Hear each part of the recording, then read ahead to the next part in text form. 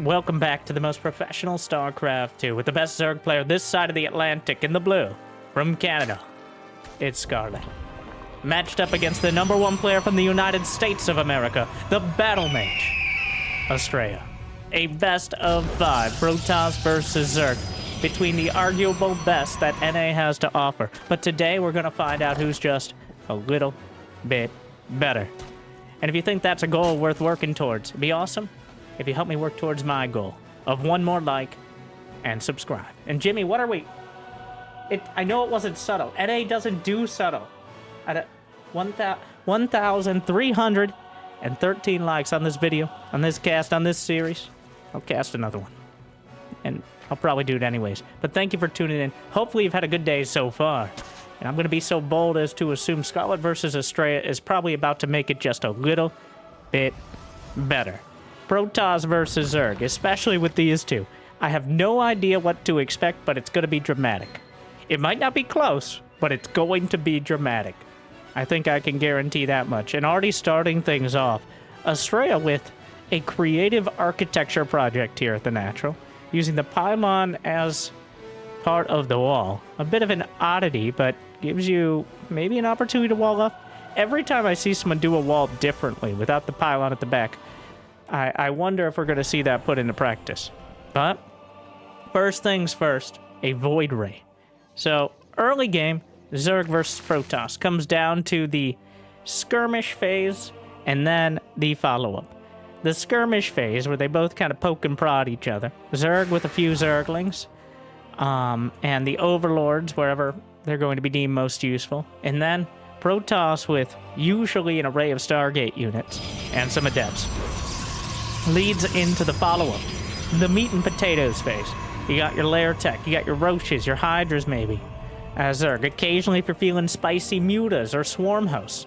As for Protoss, you have the Twilight Zone, which blink or occasionally charge, possibly DTs or glaives. But the early phase is the Stargate, and then the Queens strongly disliking any Stargate units being nearby. But a Void Ray, instead of an Oracle first, sends a message. And that message is, you're not going to be allowed to send any messages about what I have in my base, because I'm going to kill any Overlords nearby. The threat on seeing the Void Ray in the first place, which I'm not sure Scarlett has done, that's already a bit of a tell. As the Void Ray existing kind of telegraphs an interest in hiding that information, which can be used as like a double mind game, where you build a Void Ray, they think you're doing something crazy, and then you come out with a super standard blink build. We will see. +1 is on the way. First, Oracle is heading in. We'll fly past the Overlord.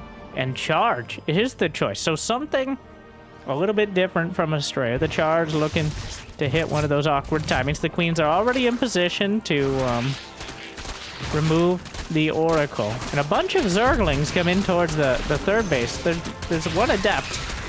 Yeah, that's way too many Zerglings. A single Void Ray. Stasis slows down some of the economy, but, well, I guess you can wall it off with one pylon behind.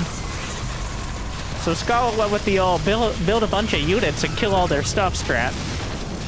A classic tactic. Maybe not the most advanced one, but alright. So the stasis was helpful. Oracle comes back in towards the main as well. Another stasis. Scarlett, hello? Stop right there. Okay, so that stasis will also be quite a hiccup in the production. But, So, Astrea ends up losing 4 probes, a couple of Adepts. Scarlett loses a bunch of Zerglings. So superficial damage. Getting the extra production delayed is a bit troublesome here. But overall, I think we come out about even in that trade. Scarlett still has plenty of Zerglings, but Astrea's economy isn't really slowed down. Here comes some charge lots. Half a dozen. Wait, no, that's one half a dozen. That's like 9 of them. I can count. All right. Trust me. Source, just trust me, bro. +1 done. The charge lot's coming across. Clearly not intending on ending it here, but the charge lot, that's... Oh, Brenda! What? Are they serious? No. Well... When they said they had a legs upgrade, I assumed they had more legs than us. But they only have 2, which seems so weak. Susan, stop. Stop. Just, we talked about this. Sorry. Well, 2 robos on the way, so this was clearly intending to encourage more roach production. Astrea trying to bait the hook here somewhat by sending out the charge lots and committing to them. And now there are 19 roaches on the field, so 2 immortals at a time are going to do quite a number on them. But Scarlett with 15 more drones in production. She's already got a Hydra den. I think has realized, did not see the robos. Very important here.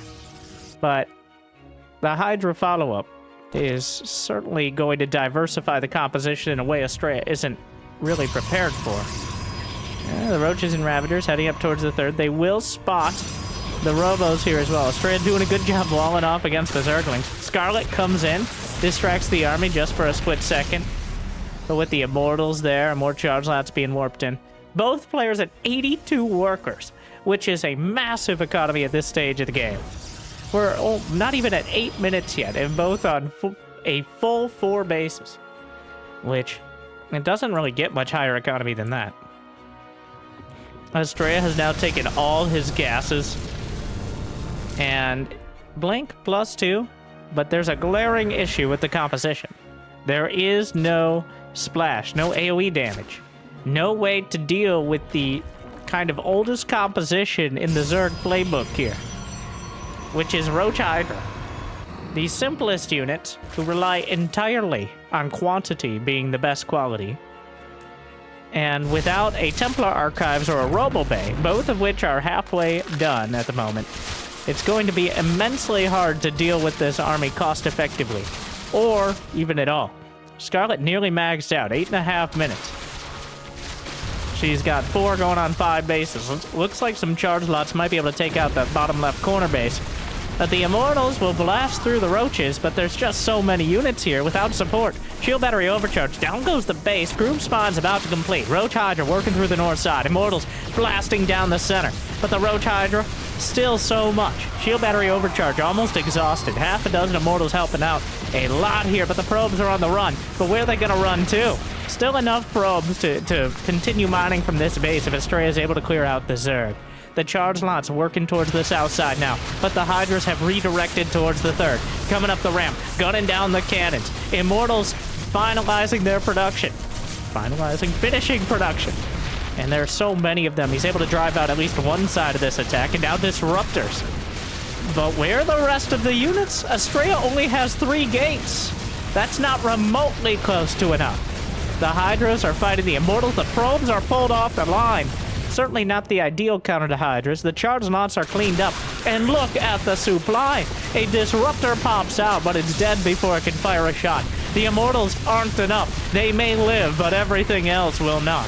26 probes down. Scarlett just overwhelming Astrea's overly technical composition in Game 1. A brute force attack, but it will break the Protoss before it. Astrea, I think, learning a lesson here. Not for the first time. That you need a bit more than these conventional units, and Scarlett runs him down and knocks him out in Game 1. A decisive victory for the Canadian Zerg. Astrea gets caught again trying to go every single direction, but if you go every direction at once, you're not getting very far very fast. Whereas Scarlett, maybe it wasn't a flashy composition. It was essentially the equivalent of the Kool-Aid man coming through saying hello and bashing through the door. But it works. And in this case, Astrea gonna need to shore that up. We're going into Game 2 on Alkione.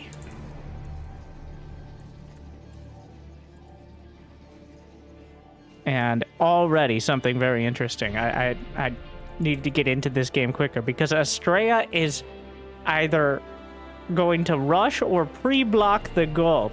Astrea is trusting Scarlett to go for the gold so much. He is committing that. And he's right. That's the beauty of it.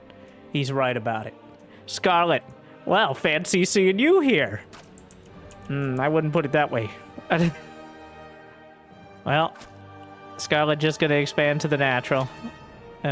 Honestly, even if the probe was either pushed away or killed and Scarlett was able to get this base, it's already just a liability. We've seen successful macro cannon rushes against it. Feels like the gold base builds are effectively played out at this stage. But, well, Astrea to start. There's a reason why Protoss are looking to block that first base. Because if the Zerg are able to consolidate their bases and their economy quickly enough, you're just going to get smashed. Last game, Astrea didn't bother doing a probe block on any of Scarlett's bases. And I don't think that directly led to him getting completely overrun. But I'll tell you, as a Zerg, and I'm 1/3 Zerg myself, and I think, according to our nearest polls, so that's about the right number for you guys as well. It is incredibly annoying. It's, you know, mentally, it's not a huge deal. Like, we've worked it out. Cyril just takes the... Sometimes Cyril, by default, will just take the outer base, even without a probe block, just on autopilot. But it just does... It feels bad, man. It doesn't feel... Having your queens with their joint pain, slowly just achingly making their way across to go help defend the third. That awkward moment when an adept is between the... It's not great. It's not fun. But Astrea, being gentlemanly, will allow at least the natural here. Just making sure that Scarlett isn't able to get the goal. So, going to be a Stargate yet again. I don't think Astrea's... By the way, I don't think Astrea's build in Game 1 was necessarily poor. I don't think... Like, it's just something that doesn't work. He just didn't get the Robo Bay. I think the Robo Bay was the real answer there. Like, going into Disruptor, you already have 2 Robos, so many Immortals. If you can continually scout and see Scarlett isn't going up to, like, Spire or Hive Tech. But you need more than just Immortals. And Scarlett, the drone count exploded, and then the unit... Scarlett plays like a Wings of Liberty Zerg. And she gets away with it because of the ridiculous macro. Just a singular focus on getting that level of economy to pump out endless units. Zerg has become a lot more technical in a lot of situations nowadays, where you're focused on Vipers and Infestors and these Hive Tech units, but Scarlett says, I'm going to build 85 drones, and then I'm going to build 85 units at a time. Astrea again with the Void Ray first. Oracle behind. Respect the consistency. Adept heading out to take the Watchtower, and with the Void Ray to protect, Scarlett has moved all of the Overlords. The one Overlord she had scouting, she moved away a minute ago and has already made it well away from where the Void Ray will find it. Just anticipating this sort of play, I have a sneaking suspicion they've played, if not in practice, at least on the ladder, probably dozens, if not hundreds of times, because a lot of what both of them are doing is a little bit off for the matchup, but it feels like it's right on for each other. They know each other so well. They're each trying to take little advantages by cutting corners here or deliberately not doing so there. And at this point, well, Oracle comes in, gets only 2 drones, as is customary, and the Queens will gather to kick it out. And the Void Ray will find the Overlord at the edge of the map. It took a while, but lights it up. Takes it. We can't even fit it in the frame. I don't even know what's going on out there. Some crazy machine thing. These maps are so beautiful when you actually look at them. Unfortunately, we rarely have the time. Like, what's going on at the Watchtower here? Oh my. Like, they got a hybrid. Can somebody break out the hybrid? For the low price of 100 minerals per month, you too can own a hybrid. Does you or a loved one suffer from hybrid psychosis? You may be entitled to compensation. All right, call the 1-800-BALANCE Council today.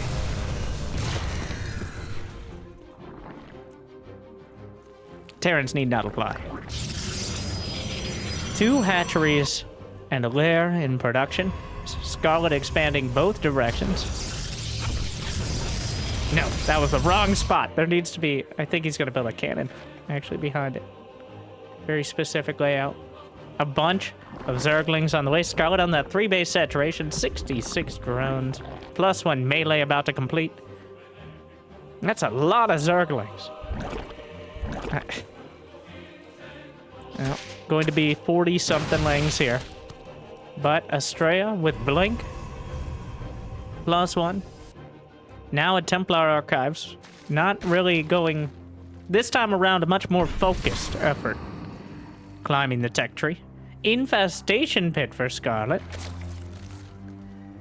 That very well could be swarm hosts. But the Hydralisk Den actually makes me think it's going to be a lurker rush. A hive tech lurker rush. Been a very passive game thus far. Both players sitting back, building up. Pretty difficult map to attack in, especially on just 3 bases, as those ramps certainly not helping out. Infestation pit spotted. Revelation on the main base, which will help keep track of the hive timing. Scarlett, not gonna care.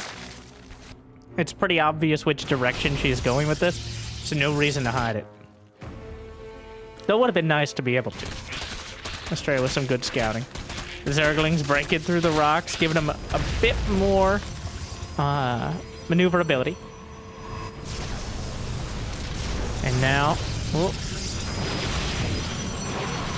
Zerglings giving them the run around. Spire, Hydras, Lurker Den, plus 2 melee, Hydralisk speed, and just like that, 87 drones versus 85 probes. We've got another full-on macro game. But this time around, Astrea will... Jimmy! No! Not till... We'll have Storm. There will be Storm. Yes. Alright. Absolutely critical in dealing with these kind of early late game. I know it sounds a bit counterintuitive, but before you have full hive tech armies, you got Hydras, Lings, Roaches, the Storm is probably the best option in dealing with it. Oh, the Revelation. Not gonna be a surprise, but better to see it and figure out how to deal with it than it is to have it knocking on your door. The Lurkers are done. Scarlett with 9 of them to start. Lurker range on the way. Both still sitting building up. We have the fleet beacon in production, as carriers are on the agenda, but still a long way off as Astrea works on the ground army. You still need a very capable ground army to deal with the Lurkers, otherwise they have the run of the place. Even with some carriers. Oh, and a Greater Spire on the way.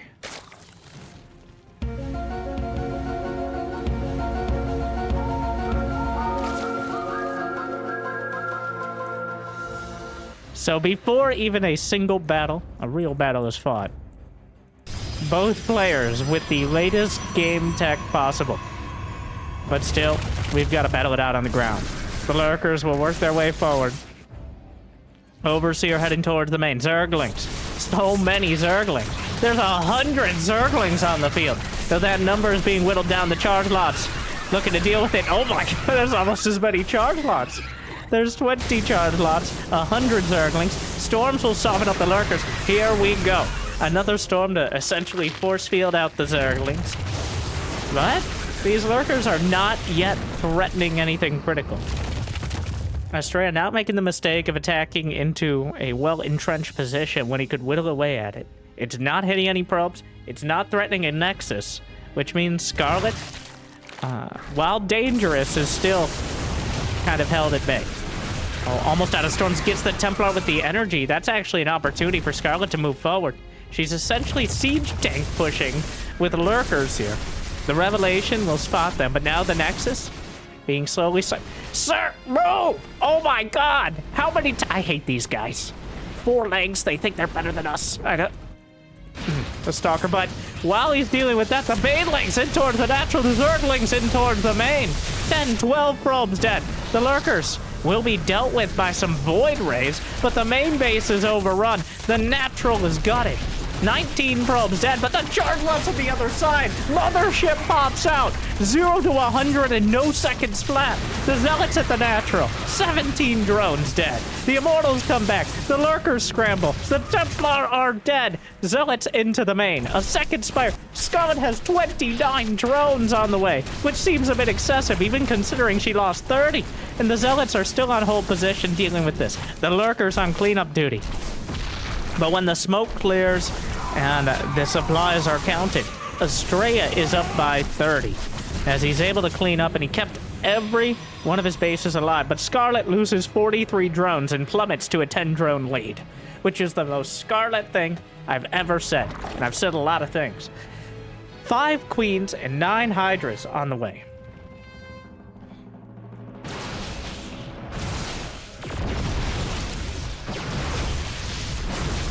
The Archons and the Immortals working forward. Greater Spire researching +1, 6 more Lurkers in production. Finally, some Vipers. Mothership is gliding across the field looking for a tactical recall on the other side, but instead struggling to deal with a single Overlord because it hits it does slightly less damage than a wet paper bag. Meanwhile, the Archon's trying to move forward. The Lurkers surrounded. Revelations across the board. The storms on everything. The detection is good. And that means Astrea will bash through every single Lurker and work his way through to a 30 supply lead and remove essentially every strong unit that Scarlett had on the field.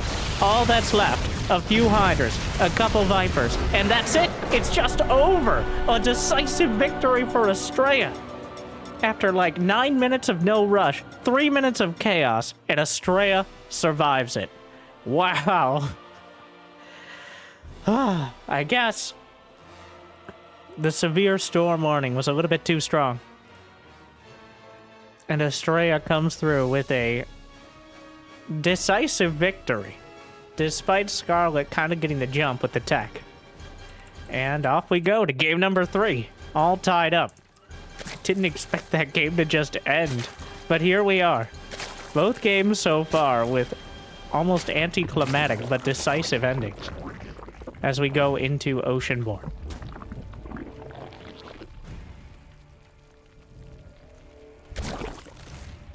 This time around, Astrea will... I guess he technically blocked the Natural last game. If you include the gold base. And I think I would. Sending the probe out to block definitely qualifies.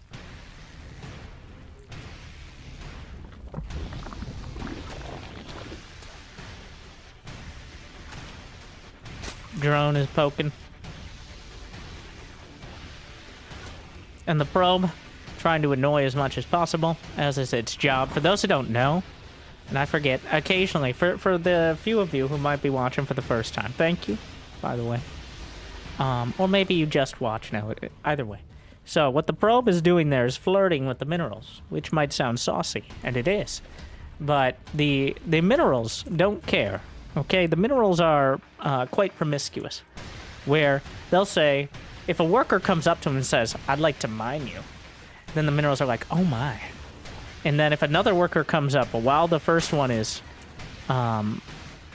pretending to mine, then the minerals are like, no, I'm taken. And that's why you'll see players continually right-click on the minerals and do this little kind of glitchy look. That is them trying to convince the minerals that they should be mined. And eventually it'll work, because if the probe, instead of teasing, actually follows through and mines the minerals, well then, because it has minerals in its face, it can no longer convince the other minerals that it's still shopping for something to mine from. So that's why you see the little kind of stutter stepping of the mineral gathering.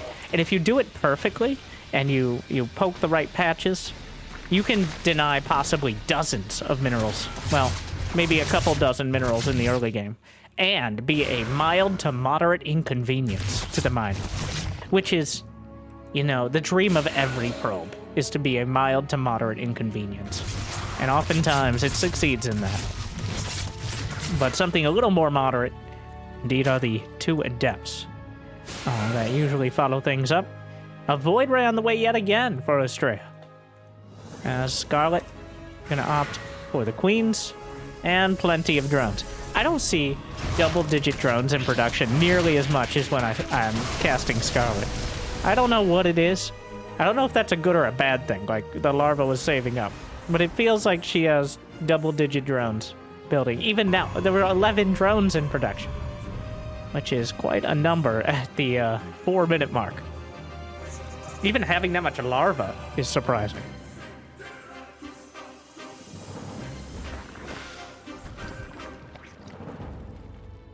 The creep spread begins. Void Ray's coming across. Another downside of not going Oracle first is not being able to cut down on that drone count. That might be why Scarlett gets away with a few extra drones early. Is without the Oracle, you can't limit the greed quite as much. But there is there an Oracle? There is! Ah, well masked. Will Astrea fall for it? Realizes the Spore is there, but the Overlord's masked it for a moment. Gonna get a single drone, but Void Ray's less suited to burning through. Lair on the way. A recall of the Void Ray? The probes. What?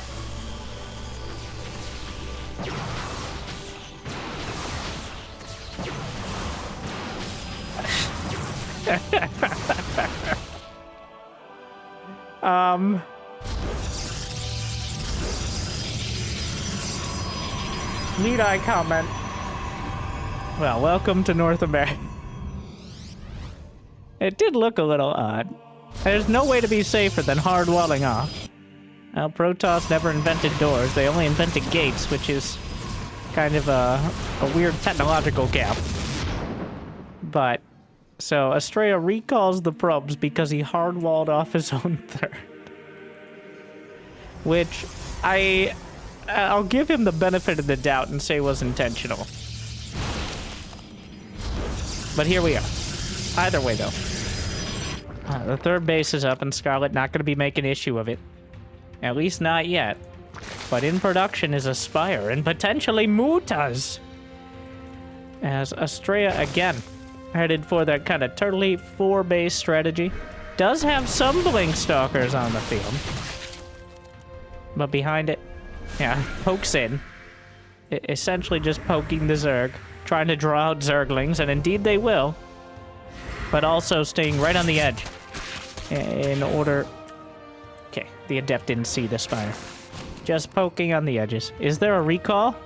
No, the recall was used for the probes recently, so you gotta be a bit careful stepping that far onto creep. It's stressful every time. The Stalker's cutting down on the creep spread. Scout's creep spread kept under control, something that she's probably one of the best in the world at putting out there when she wants to. The Zergling's on top of the base. Stasis, though, catches enough of them, and the Stalkers will deal with the rest. That's not going to work out. Astrea holds on to the fort. We'll get a few extra Zerglings for it. Look at that money in the bank, though, for Scarlett. Going to be at least 10 Mutas to start things off. Blindsiding Astrea, who's now going for double Robo. Just trying to progress the build and have enough of a ground army to deal with that mid-game Zerg. But unfortunately, that's not what he needs. A well-masked Mutalisk timing here from Scarlett. This could result in terrible, terrible economic damage. I don't think it'll be part of the main army as time goes on, assuming we get there. I think he saw it. Yeah, cannons in production. Wait, where? At the 4th. Oh, he doesn't know. Oh, no. Oh, no.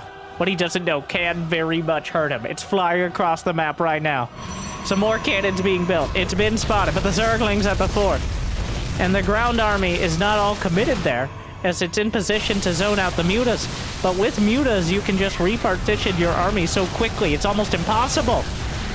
Oh no, the Templar go down. And with no storms and no Templar, the Mutas are just on top of the Archon before it can even see the light of day. The Mutas fighting the Stalkers while they still have Zerglings underneath, but 19 probes are dead. And 94 drones for Scarlett right now. The Mutas chopping through the Stalkers. a 60 supply lead for the Canadian Zerg, and the Mutas just fly off. They can flap their wings in space, they can flap their wings underwater, they can flap their wings everywhere in between. And right now, flapping their wings towards a lot closer to a victory. Of course, this is one of the most fragile unit compositions in the game. Mutas, made of a few pieces of paper mache and a lot of spite as they fight here. No Archons, no Storm. The Mutas fighting heads up. They don't have any upgrades at the moment, but only +1 for Astrea. +2 melee for the Zerglings on the ground. The Muta count is so damn high. There's a fleet beacon on the way. 2 Phoenixes. 2 Phoenixes against this. A flock of death just floating in. 30 Mutas. 31. Oh my. The flying death, a murder of Mutas. The shield battery overcharge is far too little and far too late. 7 more Mutas in production. Scarlett has a full 5 bases of gas mining. She can make 16 Mutas per minute. And Astrea, even if each Phoenix takes out 5 Mutas, which would be an awesome KD ratio, that's not remotely close to enough Phoenixes. Gotta kill the Nexus. Alright, the Nexus will die. Astrea doesn't have remotely enough to defend. Revelation won't save you. Just because you can see him doesn't mean you can stop him. The Phoenix is trying to zone out with the Zerglings. Just gut everything underneath. And Scarlett will, with relative ease, crush Astrea, who again tried to sit back and build up. But Scarlett comes out swinging. And wow, that's 30. Scarlett goes up to match point. The Mutas devastating. And a full Zerg. Scarlett plays. This is the reason I played Zerg originally as a main race. Mutas, creep spread, mass Zergling, these huge tech switches, which honestly, well, part of the reason we don't see them nowadays is many players have gotten incredibly good at predicting and defending against them. But Astrea, with his own unique style, I think is somewhat uniquely vulnerable to these off-tempo timings. So Scarlett having even more success than you might expect. Refreshing to see that number of Mutas. Rough for Astrea. To see our American player struggle, but always great to see Scarlett succeed. As we go into Ghost River, and thankfully no Terrans here. They weren't invited. Right now.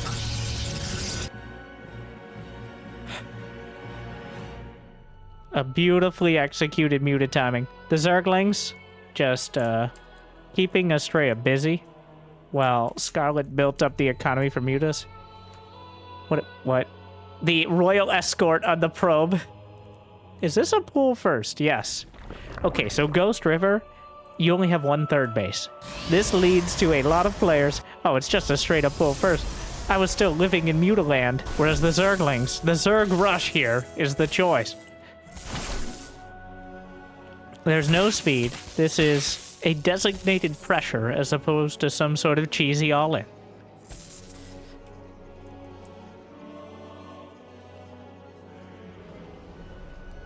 The Zealot just wandering around trying to figure out where to attack next. The Zerglings aren't particularly quick, but the citizens arrest. Oh, the probes? Gets only 1 so far. Yeah, and the probes boxing out the rest. Honestly, a immaculate defense here from Astrea. That's about the best you could expect in that scenario.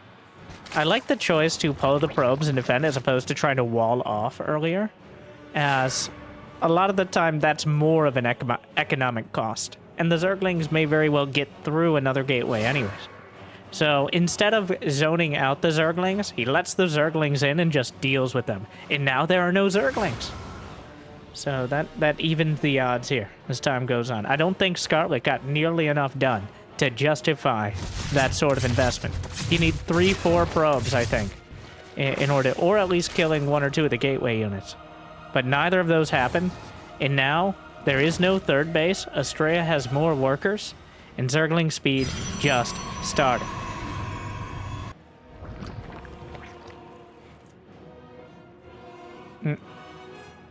Zergling's gonna chase down the shade. Twilight Council. Twilight Council first is the choice.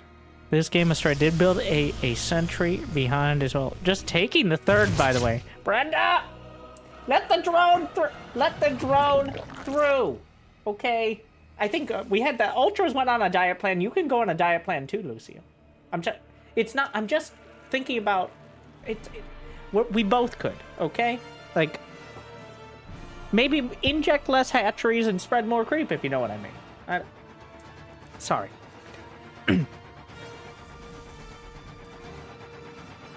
Blink is on a blink rush.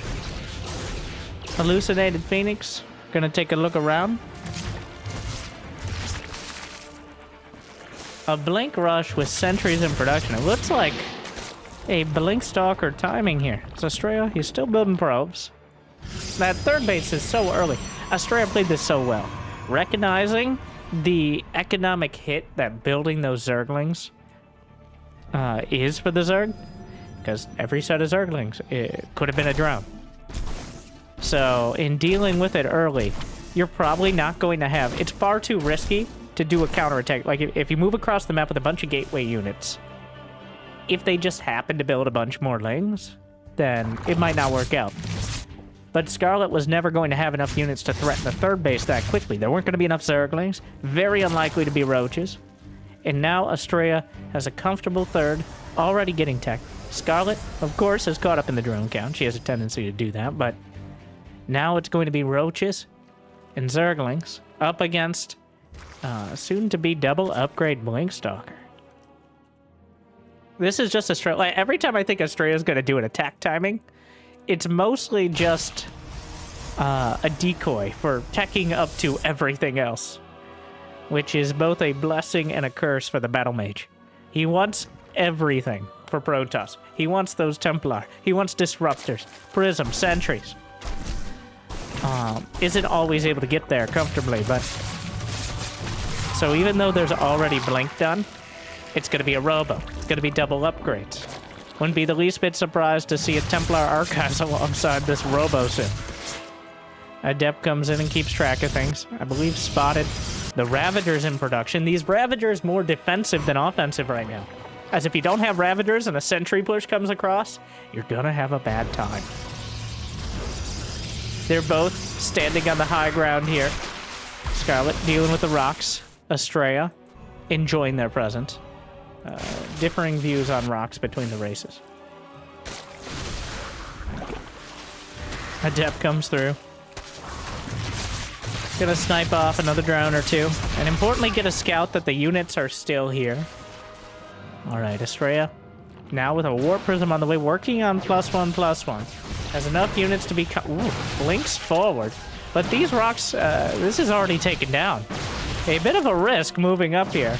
Enough force fields. Wait. Hey, whoa. If you're gonna recall, it has to be yesterday. Oh, who's flanking who? I guess that could have gone worse. Well, that was... Huh. Well, that didn't go great.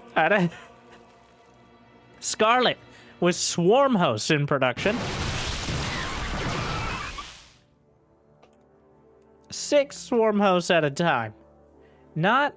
Well, that's because she was a bit supply block. Usually you see 10 to 15. We'll see if Sir Richard and the Brethren, indeed, getting the whole gang together. 15 Swarm Hosts. So, Mutalisk and Swarm Host spicing things up in this series. Warp Prism at the back. Swarm Host almost out. Definitely not well suited to dealing with a Prism, but keeping the pressure on a Protoss who has a tendency to play defensive is their speciality.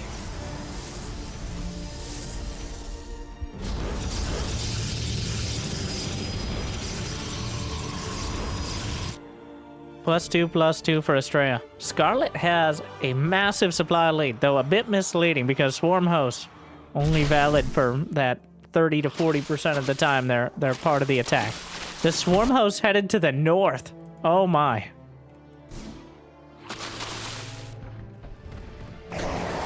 A massive wave sent out. And now, Astrea is going to have to defend on 3 fronts.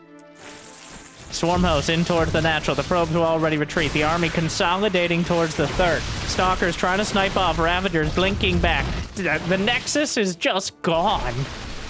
Meanwhile, Zealots from the south side and the north closing in on the Ravager army. There's not really that many Zerglings to protect this. And the upgrades from the Gateway army are helping to close in. And Scarlett outmatched by the Protoss on the ground. Might have gotten the damage done, but now Astrea trying to chase down as much as he can before those swarm hosts recharge. And the Roach Ravager, the costliest parts of this army, look at the worker count. 66 to 75, another wave of swarm hosts.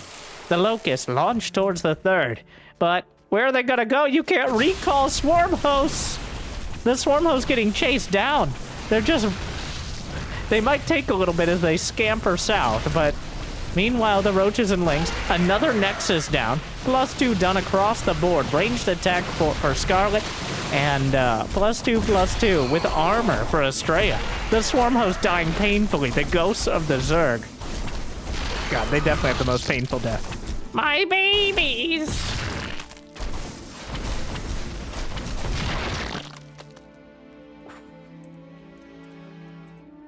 $11 more Swarm Hosts for Scarlett.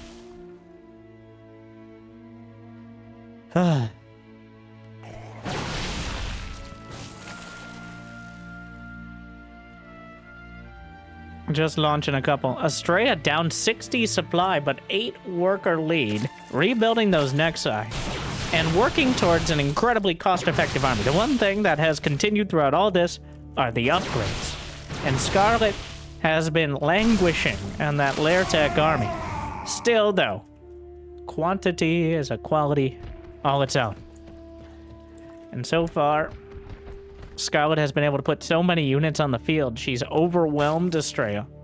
But at the end of the day, these Zealots and the Stalkers are going to be so hard to kill.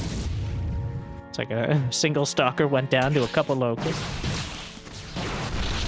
Zealots chasing Roaches. Stalkers chasing Roaches, trying to force out the Swarm Host wave. Scarlett with enough Roach Ravager to throw the Stalkers back. Disruptors in production. More Roaches cut down. Scarlett can't really afford to be defending her own bases right now. Only 68 drones. A Disruptor shot clips a couple Roaches. Queen's getting taken out. The Nexus targeted. Shield battery overcharge, trying to pat it on the back. Is it going to be enough? No. The Nexus is dead. Astrea loses his natural yet again, and is on desperate defense against the endless waves of Scarlet Swarm Hosts. The only saving grace here are those upgrades, and that's a relatively big one overall. +3 ground weapons and armor closing in. Baneling speed about to complete. This is going to be near full upgrade. Still missing the shields, but that pales in comparison to the others, especially for the Zealots. The Banelings are kind of required to deal with these Zealots now. The Roach, oh, here we go. Both armies about as large as they're going to get. Scarlett is maxed out, so... Oh, the Swarm Host caught out. A wave is launched. The Zealots actually coming back to defend. Scarlett manages to evade, but the Stalkers will chase. Banelings crashing into the Zealots. Like the Legacy of the Void cinematic here. And the Zealots eating most of the hits. The Disruptors putting a timer on any sort of fight the Roaches want to take. Scarlett with a lot of minerals in the bank right now. The Roach is chasing down. Scarlett launching the rest of the Locusts at the soon-to-be natural number 3. The Disruptors on the field. Fires away. Scarlett eats a hit. Curveball. Another one. Astrea chasing down those Swarm Hosts. Again getting caught. A fadeaway shot takes a chunk. The supplies getting dangerously close to even. Those upgrades. The war of attrition. Well, Scarlett is still rebuilding. She still doesn't have a hive. She's still building Swarm Hosts. And they're working. You know what, Astrea doesn't seem to be able to get any damage done on Scarlet's side of the map. Now building a Templar Archives. Nobody's bothered with really teching up dramatically for quite a while now, as the armies are still so deadly to each other. Still very misleading with the Swarm Host taking up so much of this supply. The actual fighting armies that don't include the swarm hosts are about even at the moment. But the swarm hosts are the wild card. Astrea needs one good fight where he's able to take out a critical mass of Scarlett's army and get on to the economy. Otherwise, the swarm host may continue to whittle him down. Swarm host to the north side. Banelings to the south. Scarlett with another wave. Zealots are also heading towards her side of the map, but Astrea has to deal with this first. Down under 70 workers. The Naturals hit by Locusts yet again. And the Banelings just casually roll by 12 probes, and the Naturals gone. But the charge lots, oh my god! Pretty much all the charge lots slicing through. Near full upgrades. +1 shields is now on the way too. The charge lots backing off. Scarlett's still nearly maxed out. Oh, but the swarm hosts are getting cornered. They still got 10 seconds on their next wave. Many of them will be dead by that point, but here come the Banelings. Disruptors obliterating the swarm hosts. Barely any survivors. Same can be said for the probes at the 4th base. Obliterated by Banelings. Charge lots cut through the hatchery. But wait, there's more. 23 probes dead. An absolute bloodbath. If probes could bleed. The Banelings, just a natural split there. But the death ball of death balls. We've got the blue and the fiery ones. The Disruptors and the Archons with some gateway units to boot. Scarlett needs to deal with this army. It's knocking on the door. It's bashing right through it. The Disruptor count is so damn high. A handful of swarm hosts to the north, launching what locusts they have. A single Archon split off to deal with it. Disruptor finds some roaches. Another curveball clips a Zealot as well. There will be no survivors. The Roachling on the way back, trying to break into her own base. Scarlett with a beautiful split, but now up the ramp. Astrea working his way through. His life on the line here. Can recall out if it gets too desperate, but the timing's going to be everything. Scarlett losing some drones at the outlying bases. Just abandoning her main at this point. Now supply blocked at 145. Astrea rebuilding his nexus for the 4th time. Another swarm host pops out into a world of fire. The Disruptors holding the high ground. Makes it almost impossible. Fires a shot. Just zoning out. And there can be a recall. A very dead queen blasted away. Could get the hive and recall out. Some more Zerglings try to counter, but Scarlett is now down 125 to 110 supply. She never built anything to directly deal with the Ruptors. Hive tech only finished by the time Astrea was marching across the map. And now, without it, without Vipers, without Broodlords, without even enough swarm hosts, Scarlett's building drones. She doesn't have too many choices on what else to build. The recall, they'll expect some of us in the wreckage. Scarlett doesn't actually know they're there, but a few more swarm hosts sent out. The supplies are dead even, which is not a great sign for the Canadian Zerg. Astrea holding on. Defense. Not again. 4 next side dead. Could be 5 by the end.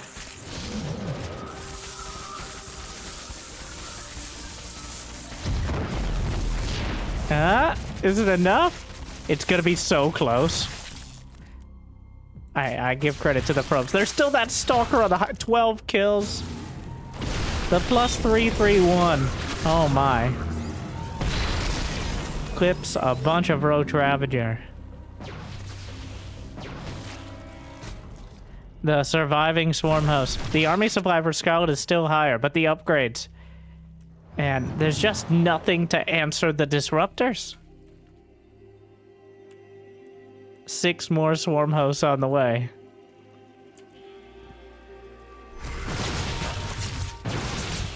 Working up to the high ground.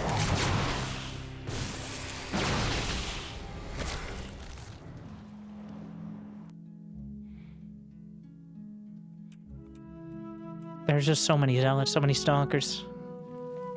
A Nidus might be attempted. The first Nidus, not even using the Nidus earlier. If Astrea mistimes a fight, the Disruptors are a double-edged sword. Well, like a double-edged grenade. Or just a regular grenade. But they can kill your own units just as effectively. Protoss no, as they can kill the Zerg. But even then, You gotta overwhelm it. Astrea forcing the issue. Flings out some shots. Clips some Roach Ravager. Zoning out still. Scarlett trying to find an angle to fight. The Disruptor's still doing a great job of denying it. Another shot. Gets nothing. But Scarlett losing so much of her economy. Astrea now mining from that center base.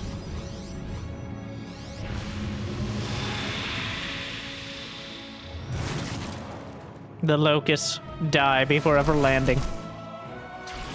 The wannabe Mutas. The Corrosive Biles. But just Blunk's on top. Disruptor, a massive hit. Chunks into the Swarm Host. Another hit obliterates them. And that's it. GG. Astrea sends us to game number 5. With a beautifully executed... He was just now getting Storm? What a maddening game. Exciting, dramatic, heartbreaking, deadly. 40 Swarm Hosts and 100 Roaches died. 170 died Zerglings, but 100 Roaches as well. It looked like Scarlett had the momentum, but at the end of the day, Astrea holds. He builds the later game army, and Scarlett is unable to break it, which sends us into the decider, the final match. Scarlett versus Astrea. America versus Canada. Best of 5.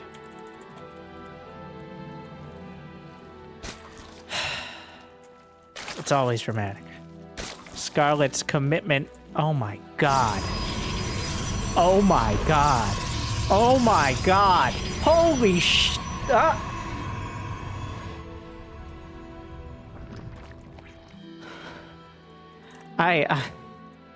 No. What? No, no.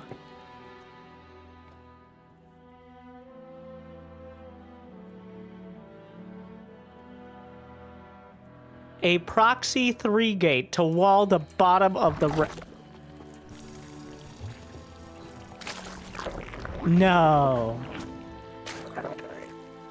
Oh my god. She suspects something. She's moving the... Oh no. Oh no, no, no, no, no. Not like this. This is the most full NA build. It's a hard wall. I'm not trapped in here with you, says Astrea. There's no way out. There's the mineral... Oh my god. This is the most committed with every single thing on the line. On this map, Astrea chooses the proxy 3-gate, and so far it looks like a deadly choice. The Zealots will be fought by the Zerglings, trying to deal with them before the number is too high. The Zerglings get the surround. 4 drones dead already. The problem here is, even if she's able to defend it, we have to ask at what cost.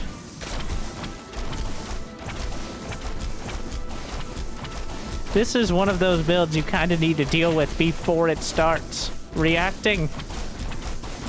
And now there's a depths on the way. There might be a spine, but that spine cost a I can't believe it. Astrea channeling his inner NA Protoss. This is possibly the most Protoss build I've seen this year. Oh my. What a beautifully disgusting choice. Scarlett is in such a tough position now. 1 base, and there's no other options. Locked in against a Protoss who's just going to have enough units to fight you if you try to come down the ramp. Even if Scarlett gets these drones out, like, or these roaches, then what? The Zealots will fight here. The Spine Crawler, not particularly scary. Just keeping tabs on everything. A roach will pop out. Maybe Ravagers? Gonna fight, just try to kill the drones. So that maybe, well, 16 drones. The Stalkers are being rallied to the outside of the wall. Eventually, the mineral wall can be taken down. Astrea is expanding. Scarlett has seen it. Gonna try to deal with this creep timber. So Scarlett will survive. can't believe Astrea did this. This is ridiculous. I've never seen this. And also, oh my god, I never want to see it again. But it's beautiful and terrible. And clearly Scarlett not quite prepared, as the Overlord could have wandered a little further forward a little earlier and given her significantly more time. But she had the Overlord over the Natural, which is usually where you put it to deal with things like Cannon Rush. The Ravagers will break out.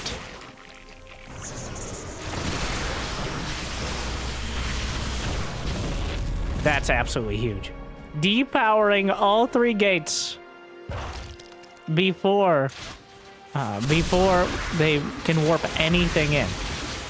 Astrea will rebuild them back on his side of the map, still using them for as long as possible as a semi-wall, maintaining a concave that he forced into existence. And off of creep, the Ravagers still struggle against the Stalkers. They're not going to land the corrosive battle. Oh my god.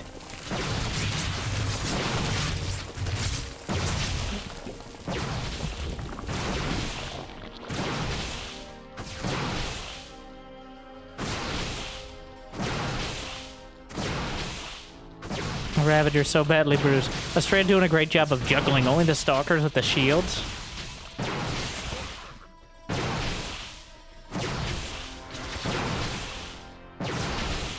Well, the transfuse is good. I'm thinking so hard right now, and I'm sure they both are as well. Like, where do we go from here? Because Scarlett survived, but she's crippled. 27 drones. Stuck on just Ravagers, just 2 base. The options are very limited. Like, you can go for the Mass Ravager all in, but that's so easy to... It's going to be telegraphed, even though it is one of those builds that is hard to deal with when well executed. Scarlett could mine through the mineral wall, try to take a 3rd base, or even attack through that way.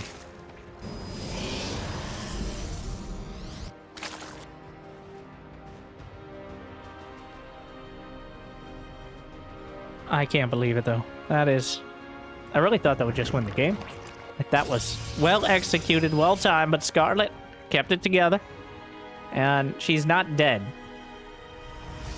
Astrea very well could take so long. Astrea has a tendency to over-defend as well. It paid off in the last game, I think specifically against Scarlett's style of constant aggression. But if he waits too long, Scarlett can catch up in drones. And potentially have enough economy to make this competitive. So... Well, is there blink? You thought you got away. Astrea going to be taking the walled off base here. Playing it real safe after that incredibly aggressive timing. And oh, the blink stalkers over the top. Really working the map.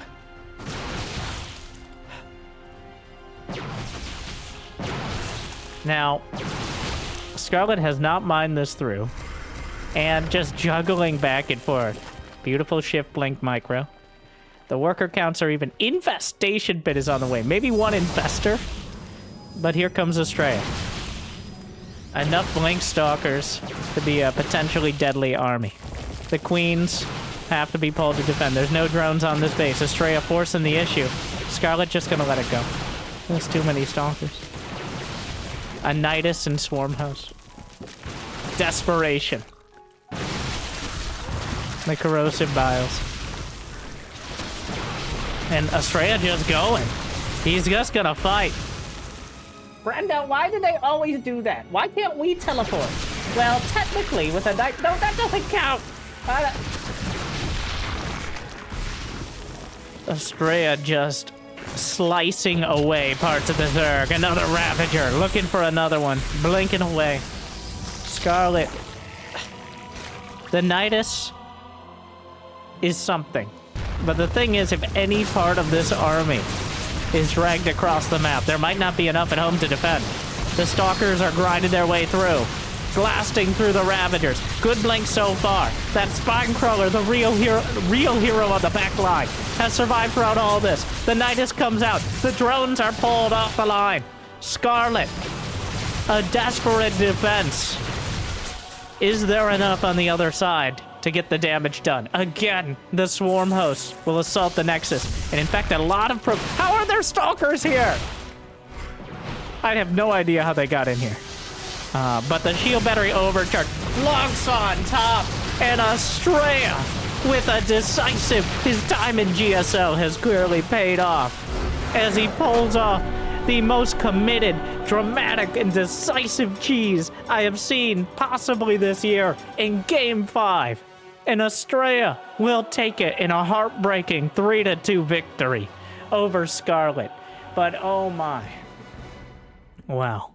Well, it certainly lived up to that dramatic prediction. And I think one of the most fun series I've seen, if not the most standard. Hopefully you enjoyed as much as I did. Hopefully I made your day a little bit better. If you got the means and motivation, it'd be awesome to check out Patreon or YouTube membership. If you haven't yet, the second channel as well for streams and more content. If you got more hours in the day, I'm not here to judge. But thank you for watching. I hear liking and subscribing is still free for now. I hope you enjoyed. I hope I made your day a little bit better. Congratulations, Astrea. Good luck, have fun. I'll see you next time. Thank you for watching. Stay chill. What was that? Jimmy, cut! Edit it out!